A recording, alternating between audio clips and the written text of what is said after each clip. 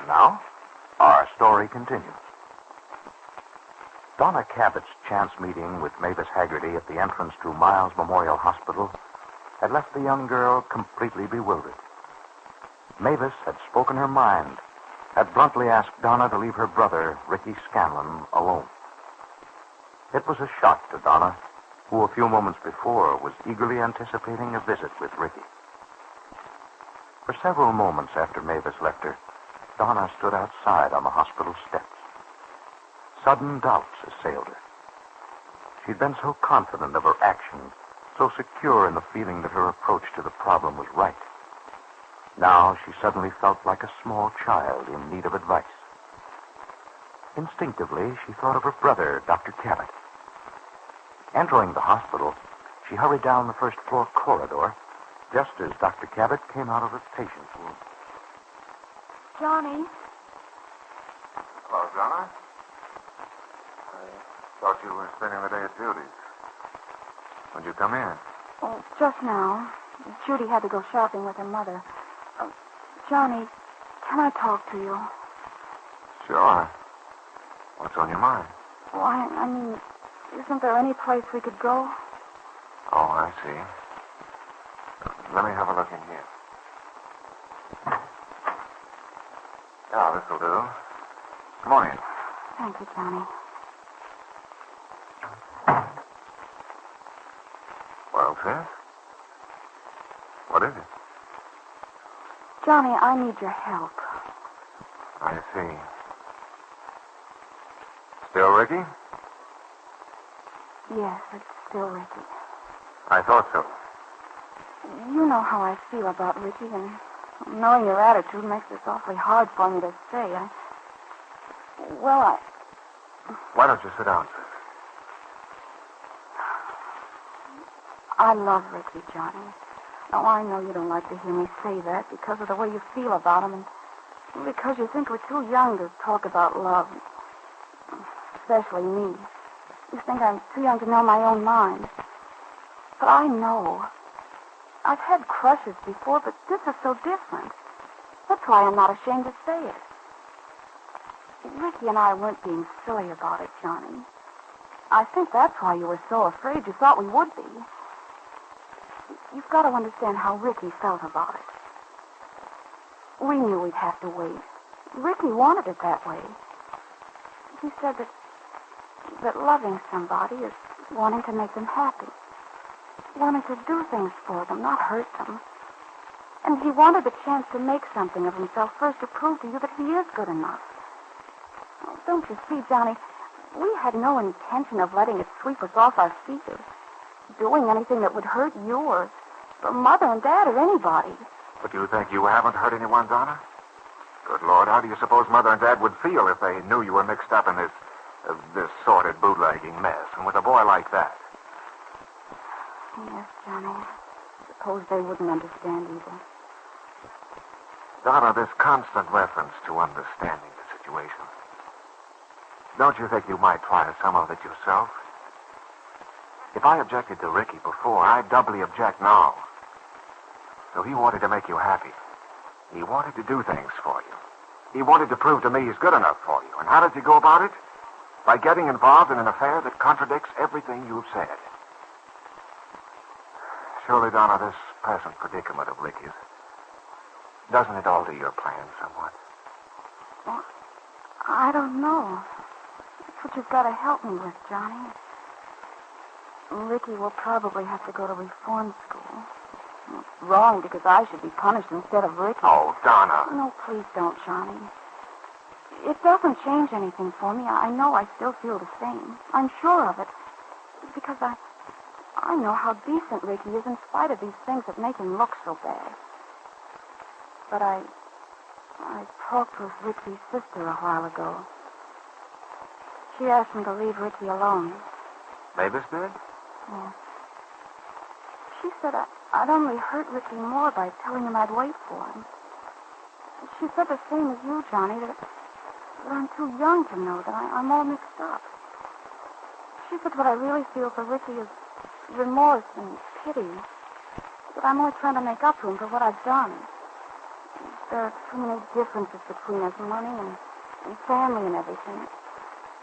It has me so confused, Johnny. I don't know what to think. What do you want me to do, Donna? Just help me, Johnny. I don't want to hurt Ricky anymore. Yet I want him to know how I feel. Tell me what I should do. No, Donna? I'm afraid I can't. Davis and I seem to feel the same way about it, although for different reasons. I tried to do what I thought was right, not only for you, but for Ricky. And all I met with was opposition.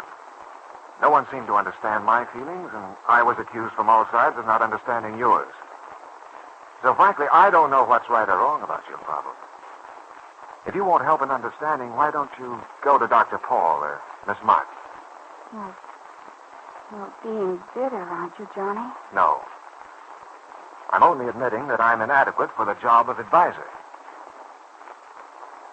And a short time after his young sister left, Dr. Cabot, feeling depressed and upset, crossed the street to Dean Mason's diner, took a small table in the corner, and ordered coffee. A few minutes later, Virginia Martin entered. Seeing Dr. Cabot, she walked to his table. Hello, Johnny. Oh. Hello, Virginia. Do you mind if I join you? Of course not. Sit down. Thank you. Dean's on one of his excursions to the rear. A vegetable truck or something. You'll probably have a long wait. Oh, I don't mind. It'll give me an excuse to rest a minute. You do look tired. I am a little. Have you seen Donna? Donna? Why, no. Why? She's looking for you. What about? She has a problem. I told her to see you. Oh. Why me, Johnny? You've been rather helpful before, haven't you? You seem to understand the girl's problem better than I do.